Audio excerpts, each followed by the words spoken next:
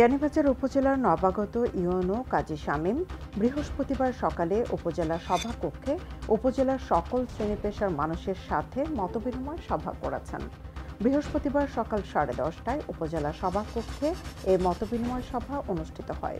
উপজেলার সার্বিক পরিস্থিতি স্বাভাবিক রাখতে সবার সহযোগিতা কামনা করেন নবাগত ইউএনও কাজী শামীম। বিয়ানীবাজারে সর্বজনীন পেনশন স্কিম বাস্তবায়ন বিষয়ক মতবিনিময় সভা অনুষ্ঠিত হয়েছে।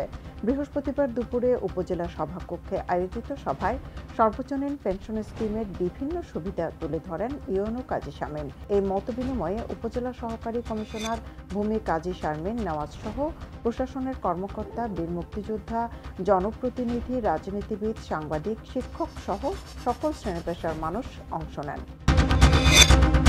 কানাইঘাটে মসজিদের সীমানা নিয়ে বিরোধের জেরে আপন ভাই ও ভাতিজাদের হামলায় সাবেক ইউনিয়ন পরিষদ সদস্য জয়নাল আবেদিন হত্যার ঘটনায় মামলা দায়ের করা হয়েছে।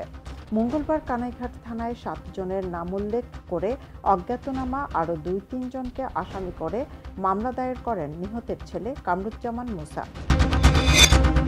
সিলেট নগরের মজুমদারি এলাকায় বাসার ছাদের পাশ দিয়ে যাওয়া বিদ্যুতের লাইনে বিদ্যুৎস্পৃষ্ট হয়ে 2 নারী গুরুতর আহত হয়েছেন।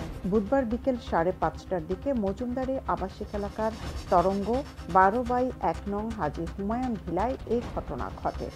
সিলেট এয়ারপোর্ট থানার ভারপ্রাপ্ত কর্মকর্তা মোহাম্মদ নুনু মিয়া এই তথ্য নিশ্চিত করেছেন।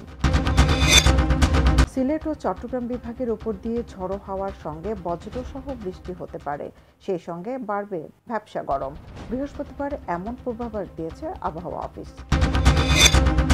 2 কার্গো ট্রাক ভর্তি 735 বস্তা ভারতীয় চিনি সহ 4 চোরা কারবারিকে গ্রেপ্তার করেছে সিলেট মহানগর গোয়েন্দা পুলিশ। বুধবার সকালের দিকে মুরাদপুর বাইপাসের মুরাদপুর বাজার সংলগ্ন এলাকা থেকে তাদেরকে গ্রেপ্তার করা হয়।